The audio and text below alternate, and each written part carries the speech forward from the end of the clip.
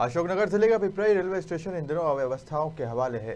नलों से टोटियां गायब है तो दिव्यांग शौचालय पर लटका हुआ है ताला। ZRUCC मेंबर के निरीक्षण में और भी कई बड़ी गड़बड़ियां सामने आई। शनिवार को ZRUCC मेंबर अनिल आचार्य ने पिपराई स्टेशन का निरीक्षण किया तो वहां मिली गड़बड़ियां देखकर वो हैरान रह गए। पिपराई रेलवे स्टेशन पर सबसे पहले उन्होंने सुलभ शौचालय का निरीक्षण किया। वहां उन्हें कई अव्यवस्थाएं मिली। इसके बाद वो दिव्यांग शौचालय में पहुंचे तो वहां ताला लगा हुआ था। उन्होंने ताला खुलवाया तो उसका वॉश बेसिन टूटा मिला। शायद उसे अराजक तत्वों द्वारा तोड़ दिया गया। वहां पानी का नल भी निकाल दिया हुआ था। इस विषय में जब आचार्य ने स्टेशन मास्टर रघुवंशी से बात की तो उन्होंने बताया कि मैं 2 दिन पहले ही आया हूं। आते ही मैंने देखा कि नल में टोटियां नहीं है या तोड़ दी गई है। मैंने सफाई करवाई और नल लगवाए। उधर गुना बिना लाइन पर चलने वाली छकड़ा गाड़ी कोरोना काल से बंद है और वो आज तक नहीं चली। उन्होंने बताया, इस बारे में मैं DRM से कई बार मौखिक एवं लिखित बात कर चुका हूँ। वह आश्वासन दे देते हैं। आचार्य ने उनसे कहा कि पिपराई स्टेशन पर फुटओवर ब्रिज का काम जल्द से जल्द कराया जाए। प्लेटफॉर्म क्रमांक 2 पर पानी एवं धूप से बचने के लिए टीन शेड व पीने के लिए पानी की व्यवस्था की जाए। अनारक्षित टिकट खिड़की चालू की जाए एवं ग्वालियर भोपाल इंटरसिटी का पिपराई स्टॉपेज किया जाए। सुनील आचार्य के ZRUCC मेंबर बनने के बाद पहली बार पिपराई स्टेशन पर आने पर नगरवासियों ने उनका फूल माला पहनाकर जोरदार स्वागत किया, जिसमें प्रवीण श्रीवास्तव, जगदीश यादव, नवीन तिवारी, महेंद्र शर्मा, कटारिया, अजय सिंह कुशवाहा, एडवोकेट राजेंद्र यादव, चंद्रपाल यादव, अन्य गणमान्य मौजूद रहे। सर, आज आपका पिपराई दौरा हुआ, किस कारण हुआ? आज एक रूटीन मेरा यहाँ पे भ्रमण था। काफ़ी दिनों से लोगों की शिकायतें भी आ रही थी पानी को लेकर या फुटब्रिज को लेकर। लाइन पर, दूसरी लाइन पर, तीसरी लाइन पर ये टीन शेड ना होने के कारण लोग परेशान हो रहे थे। इसको लेकर आज मैंने यहाँ पर भ्रमण किया और यहाँ पर शौचालयों को भी देखा। शौचालय भी बड़ी असंतोषजनक में पाए गए यहाँ पर कि वहाँ पर सफाई नहीं हो पा रही ठीक से, प्रॉपर तौर से, और ना ही उसके फाटक हैं वहाँ पर, जिससे महिलाएं और जो पुरुष होते हैं यहाँ पर स्टेशन पर आते हैं रेल यात्री तो काफ़ी परेशान होते हैं, ऐसा लोगों ने बताया। सर, पिपराई वासियों की कुछ दिनों से एक मांग भी चल रही है। यहाँ से भोपाल जाने के लिए कि इंटरसिटी निकलती है, उसका स्टॉपेज नहीं है, और ग्वालियर जाने के लिए भी बहुत सवारियाँ जाती हैं इसके लिए।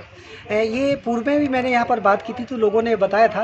मैंने 12158 जो गाड़ी है यहाँ पर भोपाल जाती है उसके बारे में लिखा था कि इसको एक तहसील स्तर पर गाड़ियों का स्टॉप किया जाए, जिससे तहसील स्तर के लोगों कर्मचारी भी आते हैं, बहुत से व्यापारी स्तर भी रहता है, उनका लोगों का आना जाना रहता है, तो इस गाड़ी का स्टॉप किया जाए। तो महोदय ने बताया था, माननीय GM साहब ने, कि इसके प्रॉपर तौर से हम निरीक्षण करवाएंगे वहाँ पर कि स्थिति क्या है, इसके बाद हम इसके बारे में कुछ आपको बता पाएंगे। तो सर, जैसे आपने अभी बताया था दिसंबर में मीटिंग होने वाली है, तो इसका मुद्दा आप रखोगे क्या?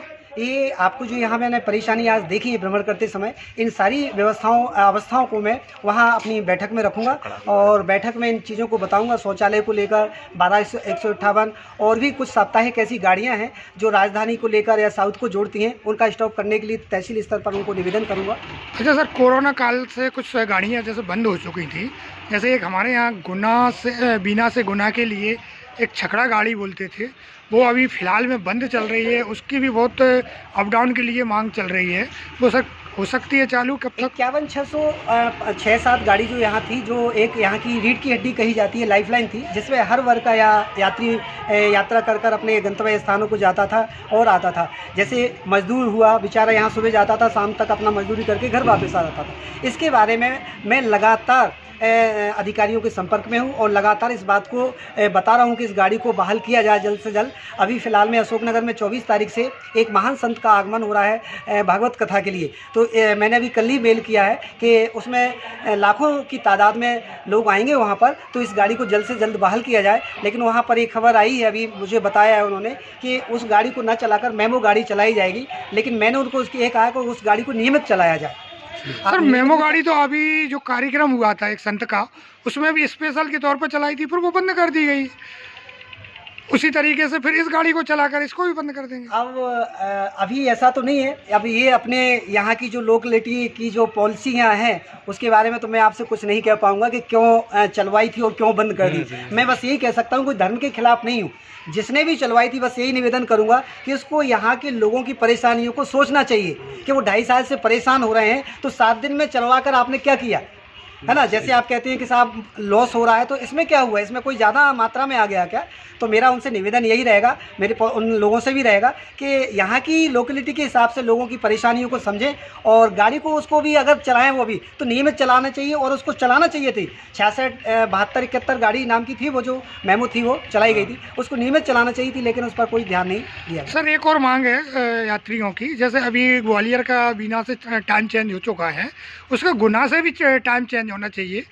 गुना से 13 पर, अच्छा, जाने के लिए आने के लिए जो ये 11,884 गाड़ी नंबर है उसका, इसके बारे में मैं बिल्कुल और अपनी बैठक में इस बात को वहाँ पर दोहराऊंगा। जैसे अशोकनगर इसका टाइम होना चाहिए 5 बजे के करीब, जो पहले पूर्व में था। नहीं, वैसे तो मैंने पूर्व अपने पत्र में उनको अवगत कराया था कि जितनी भी गाड़ियाँ चल रही हैं कि पीछे एक चल रही हैं, जिससे रेलवे के राजस्व में भी घाटा हो रहा है। कैसे हो रहा है कि 10 बजे हमारी इंटरसिटी जाती है, 12:40 में मेमो आती है, फिर 12:40 फिर साबरमती आती है उसी पर, और उसके बाद फिर उसको चलाया जाता है, तो उसको कोई सवारी नहीं मिलेगी। कोई गुना पर्यटक क्षेत्र नहीं है कि हर 5-10 मिनट में सवारी मिल जाए, तो उस गाड़ी का समय को ऊपर ले जाना वाजिब है, यात्रियों के हिसाब से भी और रेल के राजस्व के हिसाब से भी। पिपराई से जगदीश यादव की रिपोर्ट।